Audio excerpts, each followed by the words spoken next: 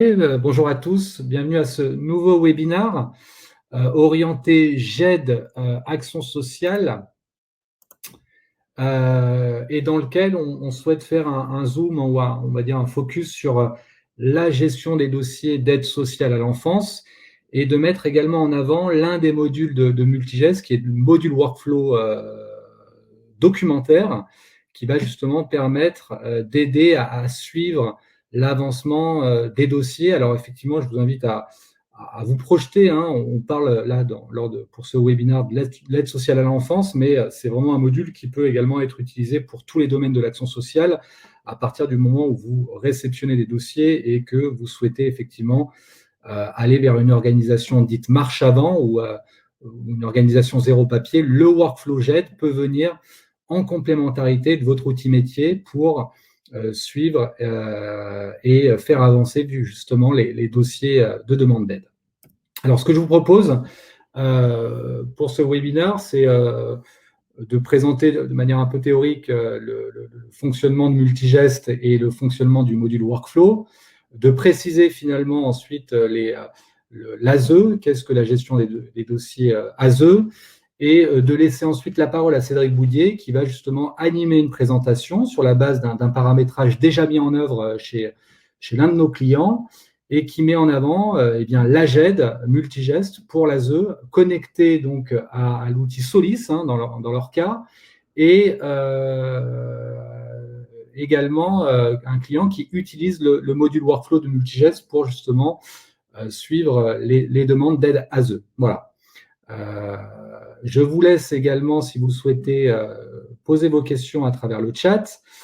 Cédric y répondra pendant que je diffuserai ces quelques slides et je prendrai ensuite la main lors de la démonstration de Cédric. Et puis, on aura bien sûr 5 à 10 minutes de questions-réponses. On listera vraiment toutes vos questions pour apporter des compléments si nécessaire. Voilà. Alors, Ephalia, je ne vous représente pas Ephalia, vous le connaissez, je pense, vous connaissez la société. Je vais rentrer dans le vif du sujet et parler donc de la GED Multigest, faire peut-être de manière un peu plus large que l'action, enfin que l'ASE, mais de présenter tous les domaines dans lesquels Ephalia propose, on va dire, son expertise, la solidarité à travers les 75 MDPH équipés, l'AEG, donc la PAPH, 35 départements aujourd'hui sont équipés de Multigest pour gérer les dossiers AEG, l'insertion à travers le FSL et le RSA, et la problématique qui est aujourd'hui dans laquelle on est fortement sollicité, c'est l'aide sociale à l'enfance, l'IP, la SMAT, donc tout ce qui va concerner l'enfance, sur lesquels justement Ephalia peut également vous apporter de l'expertise et vous aider à dématérialiser vos dossiers enfance. Alors, la GED Multigest, rappelez les grands principes de Multigest, on vient créer des armoires et des bannettes virtuelles en remplacement finalement des classothèques papier. Donc, le principe de Multigest, c'est de créer autant d'armoires que vous souhaitez qui viennent justement reproduire le fonctionnement des classothèques. À l'intérieur de chaque armoire, une armoire MDPH, une armoire ASE, une armoire FSL, une armoire AEG, eh bien, on propose finalement des plans de classement entièrement paramétrables. Le plan de classement étant finalement la colonne vertébrale de l'armoire. On est sur une nomenclature type avec des dossiers, sous-dossiers, sous-sous-dossiers, et puis bien sûr des fichiers. Et c'est vous qui êtes maître, bien sûr, du plan de classement. C'est vous qui définissez les règles pour chaque nature de document, qui peut y accéder, qui peut le modifier, quel type de modifications peuvent être faites sur les fichiers. Vous maîtrisez de A à Z, finalement, les habilitations sur vos plans de classement.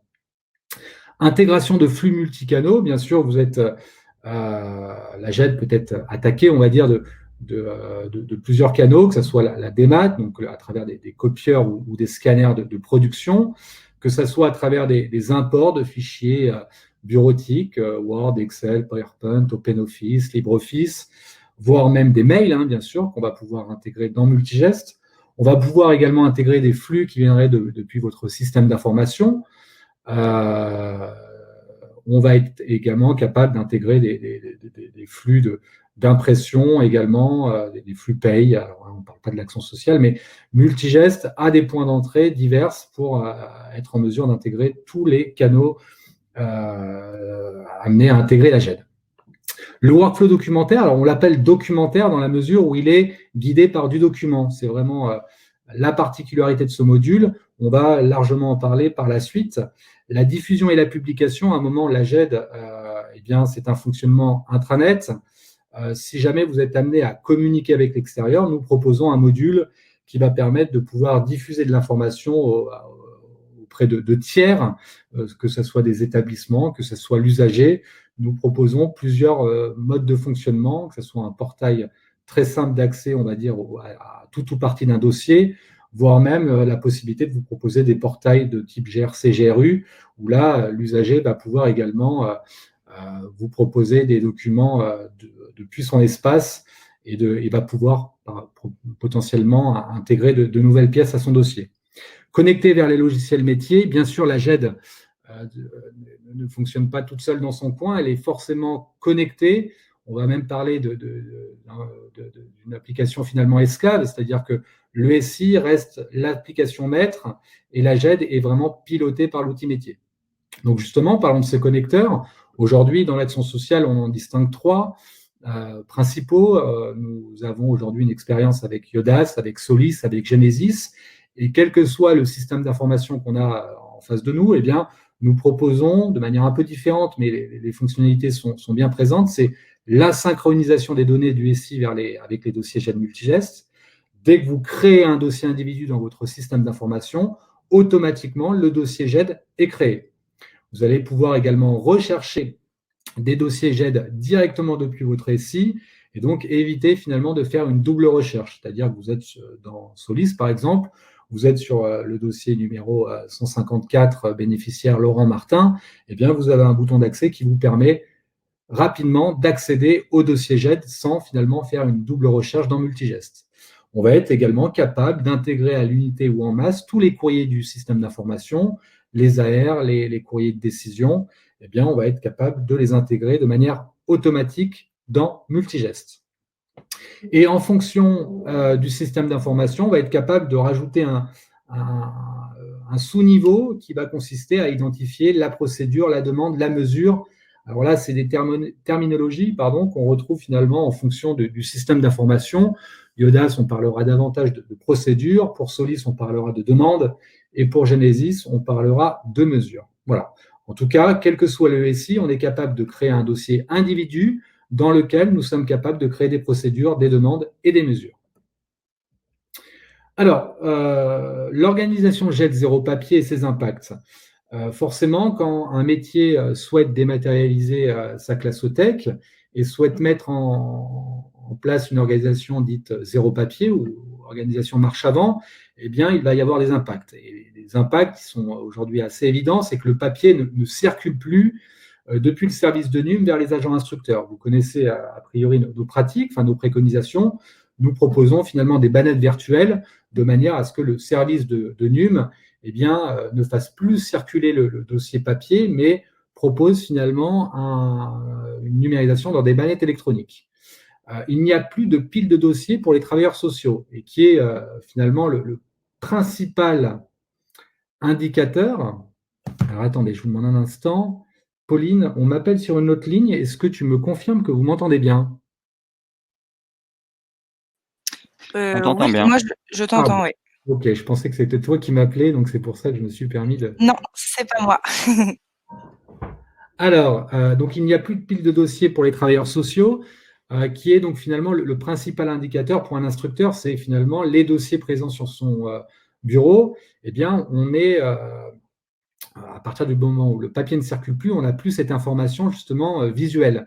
Donc, c'est un impact et on verra comment on y répond. Il n'y a plus d'échange de dossiers papier entre un service instruction et un service évaluation. Là aussi, on a parlé de l'échange entre le service de NUM et les instructeurs. On va avoir la même problématique pour des instructeurs vers des évaluateurs.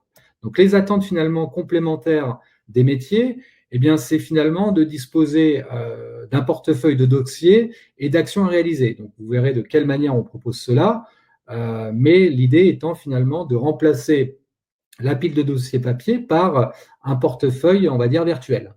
Pour les chefs de service, le personnel cadre, c'est également de disposer d'indicateurs de pilotage de l'activité générale au sein de ces services. Et là, on proposera également la possibilité de pouvoir superviser l'activité autour des dossiers, de pouvoir à un moment relancer un instructeur si jamais il y a du retard, de pouvoir éventuellement confier des actions à un agent qui est indisponible pour une période longue, et bien la possibilité de pouvoir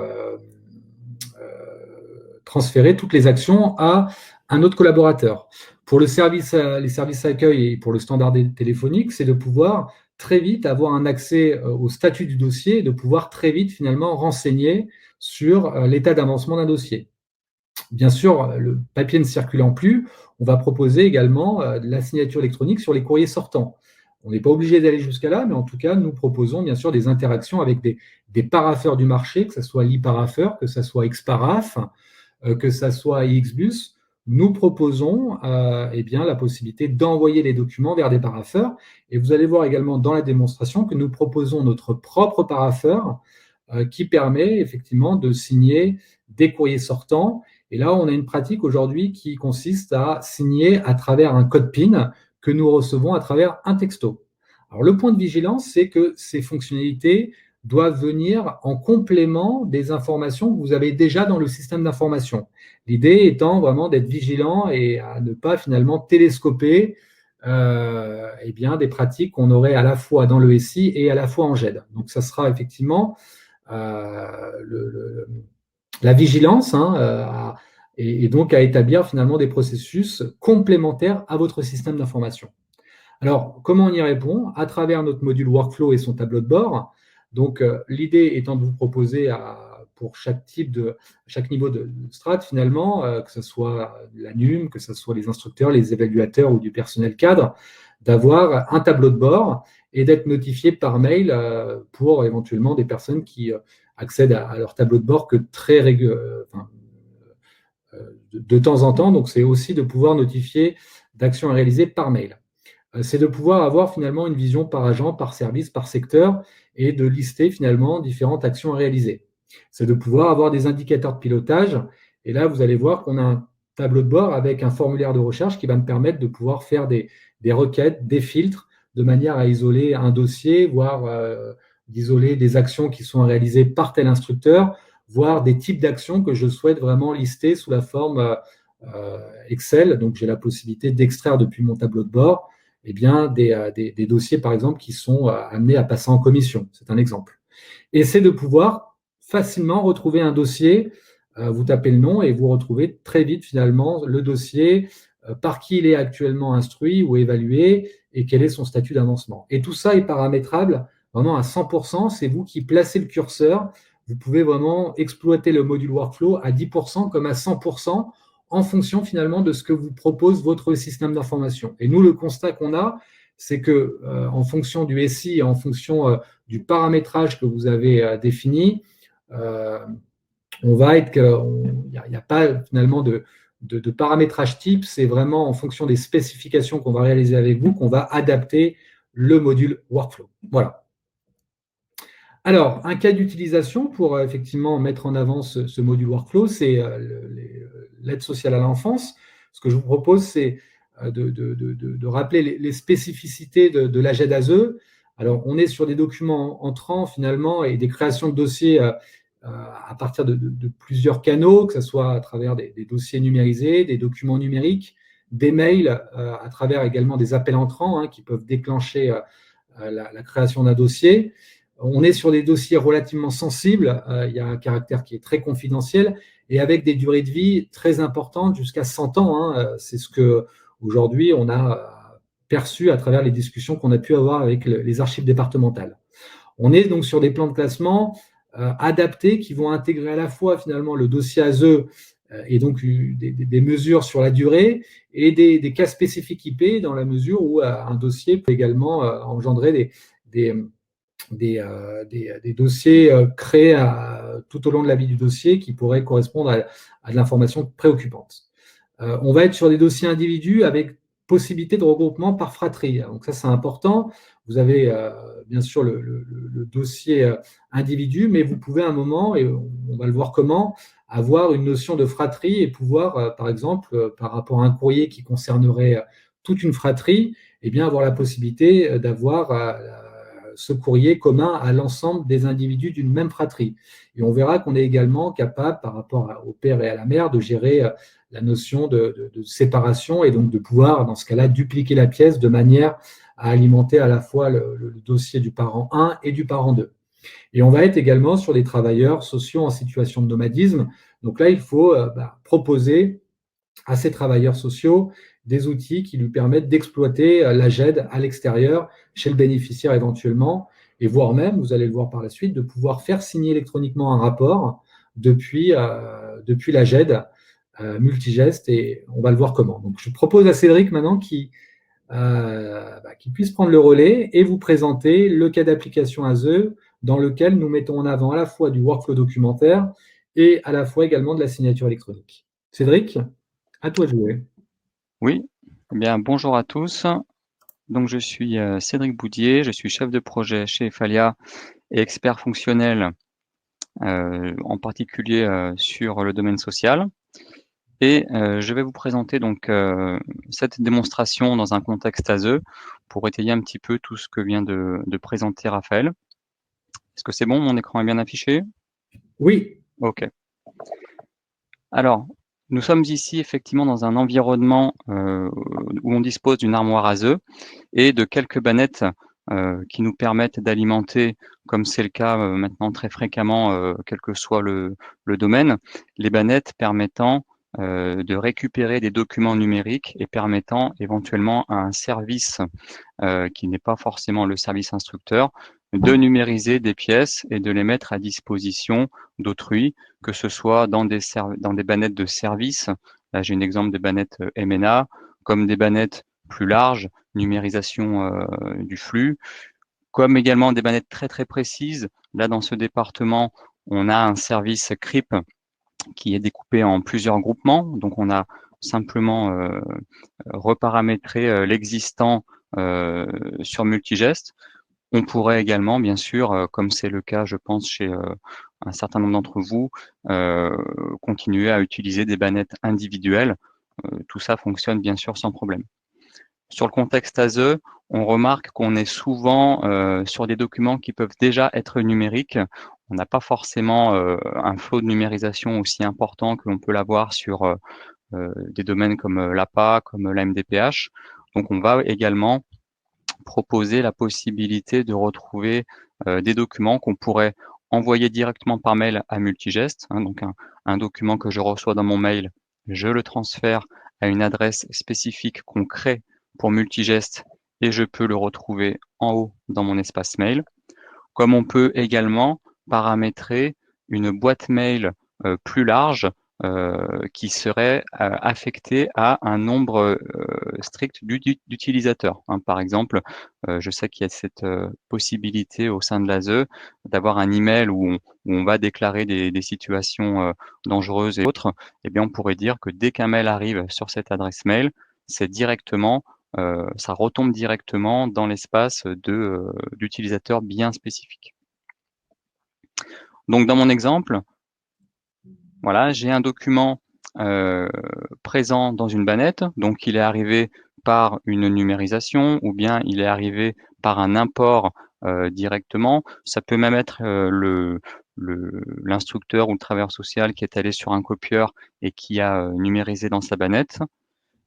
En fonction de la nature du document, eh bien, on va en général rentrer dans l'outil métier, donc un SOLIS dans mon exemple, pour aller instruire cette mesure, faire tout ce que l'on fait sur l'outil métier en fonction du cas qui est présenté sur le document. Alors, moi, je vais rentrer dans le dossier de l'enfant à la main. Je n'ai pas ici sur mon poste l'outil métier, mais c'est bien un Solis, un Yodas ou un Genesis qui va me permettre de rentrer dans le dossier de la personne, comme c'est le cas pour tous les domaines que l'on équipe. Et on va donc, dans mon exemple, se retrouver dans un dossier où l'on dispose d'un dossier de travail. Alors le dossier de travail, c'est un module de multigeste, une option qui permet de facilement recréer la mesure en cours ou la demande en cours et qui permet de regrouper les documents d'une même mesure visuellement très facilement. L'avantage du dossier de travail, c'est qu'il permet de mettre une couche de métadonnées. Donc ici, vous voyez qu'on est sur une demande d'AED qui date du 4 mai. Et si je rentre un petit peu plus en détail sur les métadonnées de mon dossier de travail, eh bien, je vois qu'on a un numéro de mesure, on a un type, on a une MDS. Donc, dans mon exemple, c'est la commune de Vénissieux. On a des dates. Et tout ceci est alimenté par l'outil métier. Donc, c'est en tout cas le cas avec Solis qui le propose. Genesis propose, lui, un autre fonctionnement où il met à disposition de multigestes potentiellement une base de données temporaire dans laquelle toutes les mesures sont répertoriées et Multigest va chercher ces informations et les transforme en dossier de travail.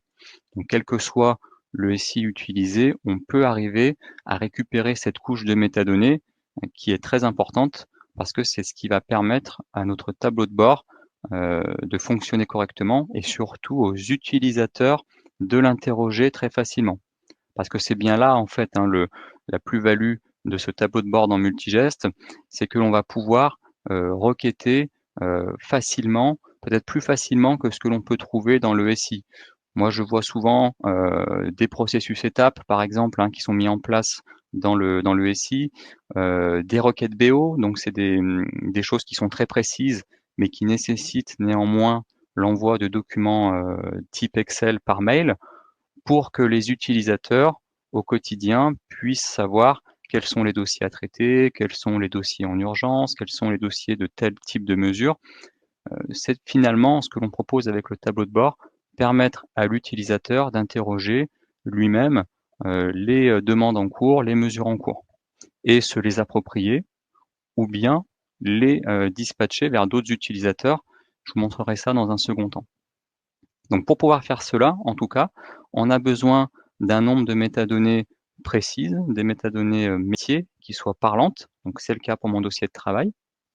Et ces métadonnées vont également s'ajouter avec les métadonnées habituelles que l'on récupère du logiciel métier, à savoir le numéro d'individu de la personne, tout ce qui est lié à sa civilité, sa commune, et on le verra, dans mon cas, un numéro de fratrie, hein, on peut également parler de numéro familial, qui va me permettre, si je suis dans ce cas, de grouper plusieurs enfants dans un même affichage.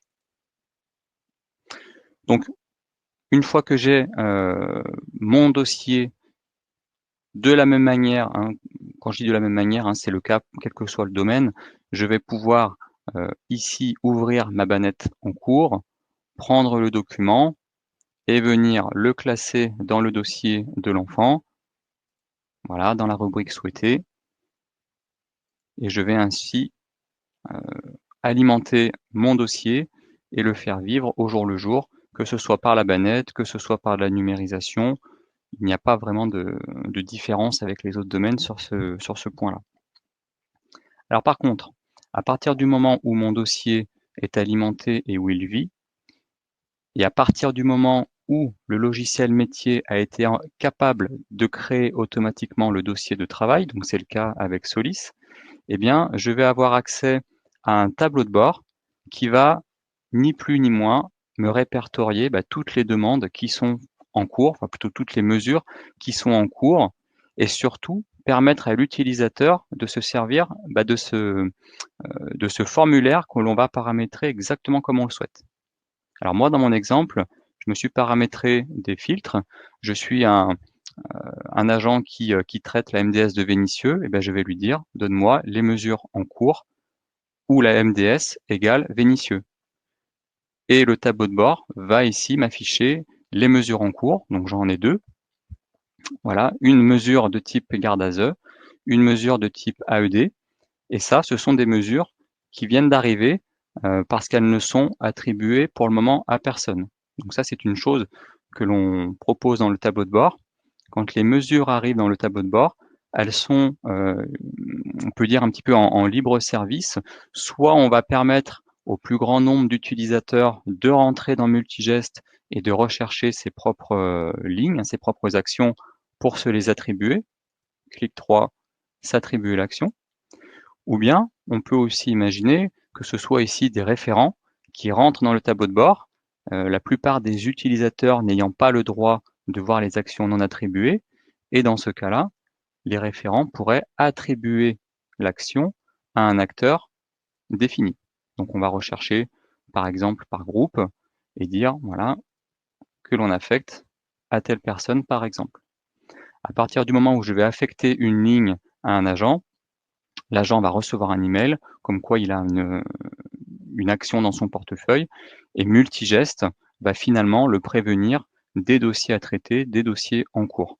Ça fait un petit peu le lien avec ce que disait Raphaël tout à l'heure. Dans le cas d'un fonctionnement zéro papier, on n'a plus le dossier qui circule entre les différents services. Et bien finalement, c'est ce que se propose de faire Multigest, de savoir taguer les dossiers et de permettre de savoir dans quel état ils sont. Un autre cas de figure, hop, je vais cette fois-ci rechercher tous les dossiers dont la MDS est Lyon et qui concernent uniquement la mesure AEMO renforcée. Voilà. Donc j'ai ici des choses préenregistrées et je vais de la même manière trouver des dossiers concernés.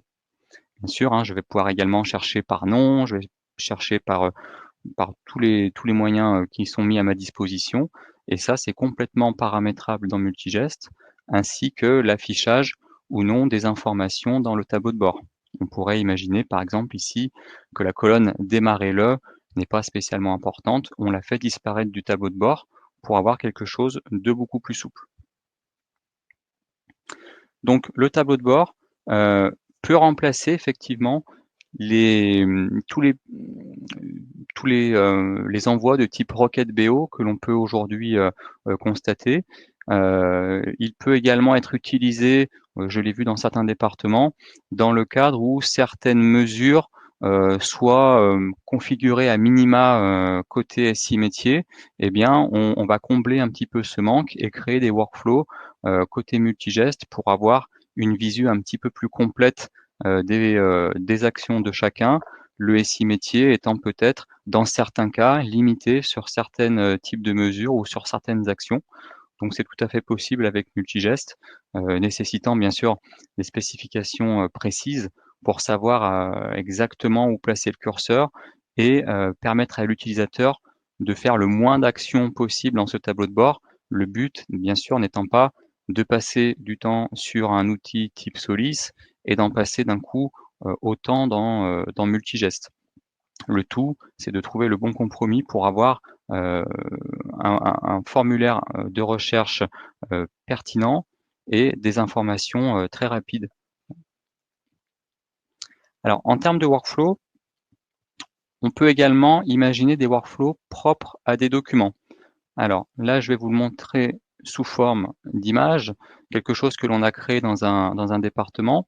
Ça concerne, dans cet exemple-là, l'IP. Donc l'IP, c'est des documents qui sont ultra sensibles, sur lesquels il faut réagir en général très vite. Et on peut imaginer donc dans ce cas de figure des circuits beaucoup plus précis demandant aux utilisateurs concernés d'alerter les bonnes personnes.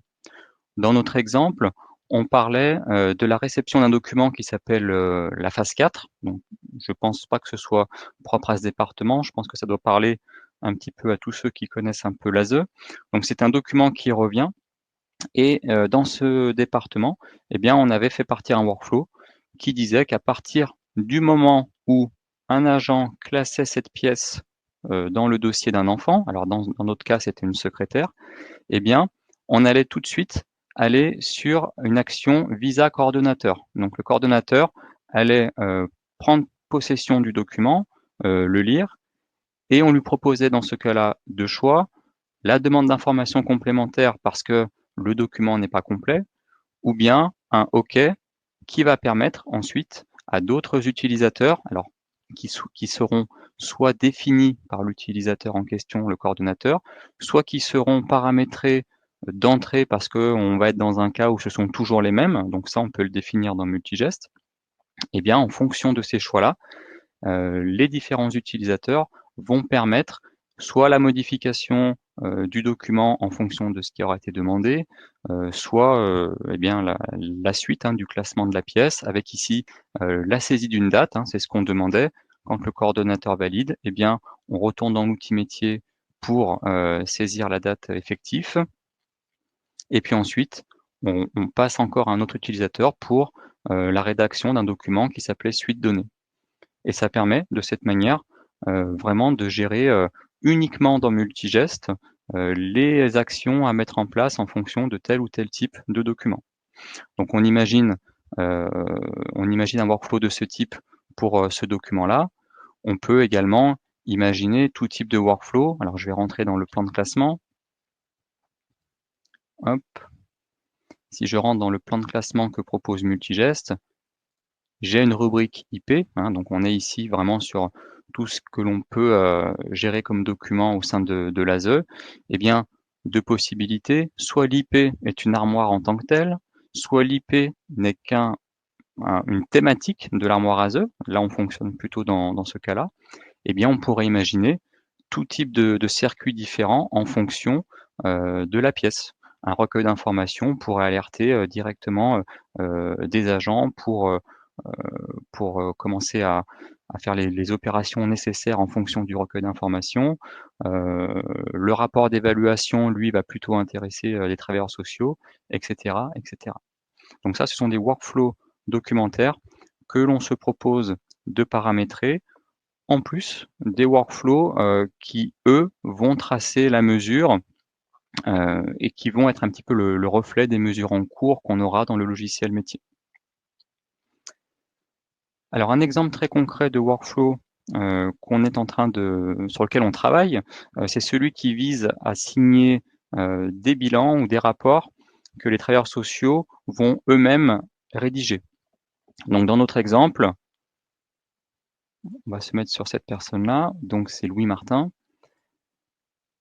Le travailleur social va rentrer dans Multigest, va ici créer le document qu'on appelle notes et rapports. C'est sur celui-là qu'on a fait démarrer un workflow. Il va rédiger son document. Alors moi, dans mon exemple, je vais importer un document. Et parce que j'ai choisi ce document, vous voyez que Multigest est en train de démarrer un processus. Et il me dit qu'il a bien effectivement lancé un processus qui s'appelle notes et rapports. Je vais valider.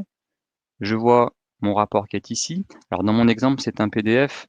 Bien sûr, ça pourrait être un document Word que le travailleur social a paramétré sur son poste, par exemple, et qu'il rentre en GED et qu'il peut même finaliser s'il le souhaite. Il n'y a aucun problème avec le format.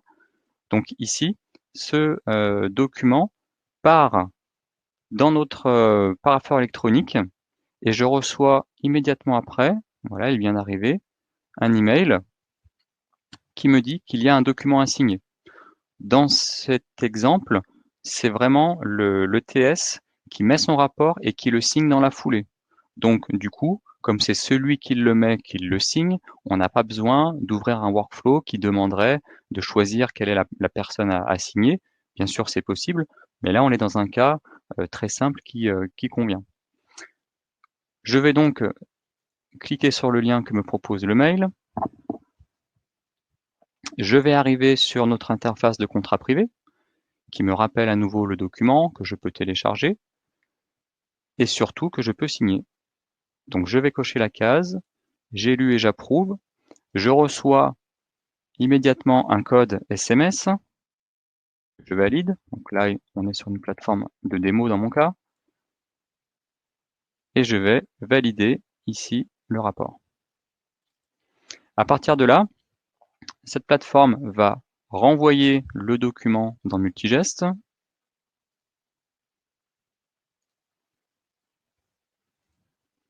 Voilà, j'ai actualisé ici Multigest. Eh bien, on va voir ici un état un petit peu différent. On voit que le document est signé. Alors, si je le referme et que je le réouvre, voilà, je peux le voir ici en bas à gauche. Le document est signé, c'est une signature au format PADES. Et j'ai bien tout ce qu'il faut sur le document, même si ici je suis sur une plateforme de test, pour justifier d'une signature numérique, une signature forte qui fera foi. Donc, on est en train de travailler avec un département pour mettre en place ce type de signature vraiment dans le contexte ASE. Et on pourrait imaginer également dire, moi je suis le travailleur social, je vais signer le document, mais j'ai également peut-être besoin qu'un des deux parents le signe aussi. Donc on peut imaginer une fiche de métadonnées dans laquelle on viendrait saisir l'adresse mail d'un parent ou le numéro de téléphone d'un parent pour que lui-même reçoive ce type de document à signer. Et après sa signature, l'ETS signerait à son tour. Imaginez comme ça un circuit assez intéressant.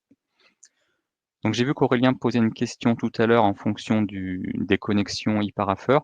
On est effectivement aussi compatible avec le parapheur, l'e-parapheur de Libriciel, avec lequel on se connecte de cette manière également. Alors, on peut voir ici dans ce dossier deux individus. Je suis rentré sur Louis Martin, donc on imagine ici que je sois dans l'outil métier. Je me place sur Louis Martin, et bien je vois en dessous le dossier de sa sœur qui s'appelle Julie et qui dispose du numéro 6767 qui est le numéro de fratrie. Donc possibilité dans Multigest de paramétrer des liens entre les armoires. Et dans notre cas, on va parler de fratrie, bien sûr, sous condition que l'on dispose d'un numéro, alors c'était celui-ci, le numéro de fratrie, d'un numéro commun entre les deux personnes, et on va pouvoir de cette manière faire un regroupement visuel tout à fait intéressant qui nous évite d'avoir à ressortir du dossier de l'enfant pour réinterroger le logiciel métier et retourner dans l'autre. On va également avoir des possibilités en termes de duplication de documents. Donc ça, c'est une option qui existe déjà dans Multigest. Si je définis un champ de fratrie comme étant un champ de regroupement, eh bien, je vais pouvoir numériser dans le dossier de cette personne, de cet enfant, et Multigest va me demander si je veux dupliquer la pièce dans le dossier d'un autre enfant qui posséderait également ce numéro de fratrie. Donc ça se paramètre vraiment pièce à pièce si on estime qu'il y a des pièces que l'on doit retrouver dans le dossier de deux enfants. Aujourd'hui, dans Multigest, V9, c'est limité à la numérisation. Si j'essaie d'importer un document, ce mécanisme ne fonctionnera pas, mais il est prévu sur la V10 qui sera disponible prochainement.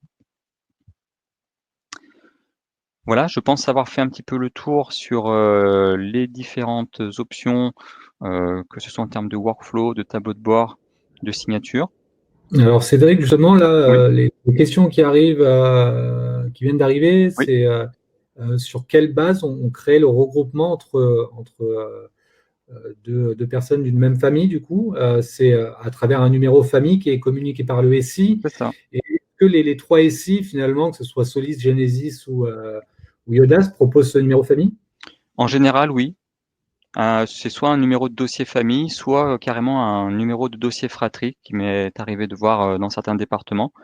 Donc en général, on dispose de cette information.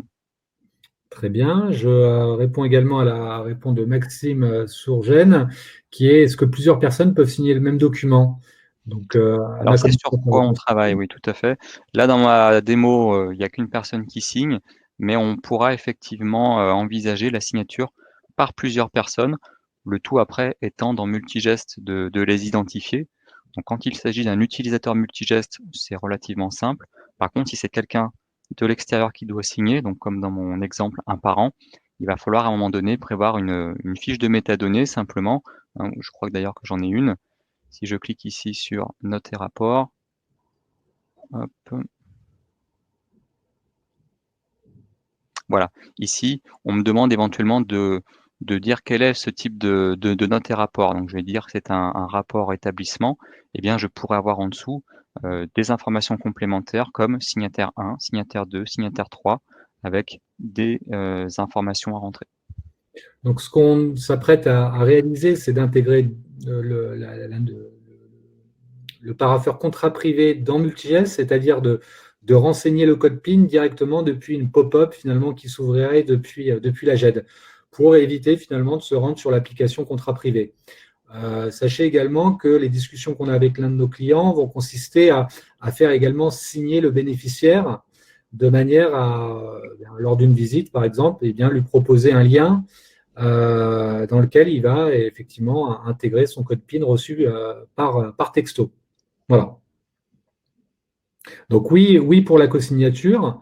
Et pour répondre, pour anticiper peut-être une question, nous sommes sur un format PADES, donc la signature est intégrée au PDF, et nous sommes sur une signature RGS une étoile, c'est-à-dire que c'est vraiment le cachet de la signature serveur qui est utilisé et qui est donc piloté à travers le code PIN reçu par texto. Nous ne sommes pas sur de la signature RGS 2 étoiles. Il est quand même important de le préciser. Alors, une dernière question. Quelle plus-value de piloter l'activité par MG plutôt que par l'outil métier? Eh bien, écoutez, disons que il peut être légitime finalement de considérer que à partir du moment où la JET vient remplacer le pilotage la circulation du dossier, finalement de confier le workflow à la JET. Après, nous, on va vraiment finalement considérer que si vous avez les informations depuis votre SI, et que si le SI est paramétré de la bonne manière, si vous parvenez à piloter l'activité des dossiers, bien sûr, on vous invite à conserver cette pratique. On vient vraiment finalement vous proposer des compléments, notamment, vous voyez, des workflows, ils ne sont pas forcément rattachés à des procédures, à des demandes, ils peuvent être rattachés à du document, notamment pour signer électroniquement un document. Ce qui va permettre de piloter un parapheur, c'est le workflow. Donc, le workflow peut être utilisé uniquement dans ce sens-là. Je rajouterai également que le workflow peut à un moment vous permettre d'avoir des courriers à imprimer physiquement. C'est-à-dire que vous avez des courriers qui sont édités par le système d'information qui intègrent la JET multigest, qui doivent être envoyés vers un parapheur, que ce soit le nôtre ou un autre, l'e-parapheur, Xbus, Xparaph, eh bien, on reçoit ensuite du parapheur une liste de documents à imprimer physiquement pour être ensuite éventuellement envoyé au format papier à l'usager. Et donc là, le tableau de bord vous permettrait de retrouver sous la forme d'une liste tous les courriers à imprimer physiquement. Donc il faut vraiment voir le module workflow comme paramétrable à 10% comme à 100%, et 10% typiquement par rapport à des spécificités que vous ne retrouveriez pas dans le système d'information. Je ne sais pas si j'ai répondu à votre question, Angélique. On a une deuxième question de Madame Noisette. Au-delà des 3 gros éditeurs, avez-vous des liens avec des solutions telles que Globule, NemoWeb? Alors, je n'en connais pas, je ne les connais pas, non. Je ne sais pas toi, Cédric, si tu as… Non, effectivement, je ne les connais pas non plus. Donc, écoutez, là, je vous propose au cas par cas d'évaluer un peu l'outil. Mais effectivement, aujourd'hui, notre expérience, elle porte davantage sur les 3 SI qui sont, on va dire, très, très présents dans les départements. On peut bien sûr évaluer d'autres interfaces avec d'autres solutions du marché. La question d'Eric, si nous devons utiliser un format signature détachée, comment récupérer le fichier de signature externe qui revient du parapheur et sous quelle forme? Est-ce que tu peux peut-être… Oui. Alors, c'est ce que j'étais en train d'ouvrir. Alors là, je suis sur une version de démo, je n'ai pas la signature complète, mais quand on se positionne sur le document dans le plan de classement, on voit ici qu'il a une petite pièce jointe. Ici également, on voit une petite cocarde, donc ça veut dire visuellement que ce document a été signé. Et dans pièce jointe, je vais retrouver les signatures et les certificats qui ont été posés par contrat privé. Alors, avec l'e-parapheur, par exemple, il me semble, Cédric, qu'on fournit également une sorte de fiche suiveuse Oui. qui est en provenance de l'e-parapheur et qui retrace finalement le workflow qui a pu être exécuté dans l'e-parapheur notamment. C'est ça. S'il y a eu un workflow dans e-parapheur entre plusieurs utilisateurs, on récupère également ce suivi-là dans les pièces jointes. Est-ce que tu peux me confirmer, Cédric, également qu'on est capable d'envoyer à l'e-parapheur un dossier ou plutôt un fichier qui est déjà signé et qui doit être signé également dans l'e-parapheur? Oui, que ce soit le workflow qui démarre, si le document est déjà signé, il va partir en l'état dans le parapheur. Très bien. Et dernière question sur l'hyperafeur, est-ce qu'on a la possibilité d'avoir l'état d'avancement du processus de l'hyperafeur depuis le tableau de bord de Multigest? Alors ça, il me semble qu'il y avait un projet de pouvoir avoir cette vue. Je crois que c'est encore en projet. D'accord, très bien. Colette du CD 14 du Calvados nous indique que c'est très clair et on est très content de l'entendre.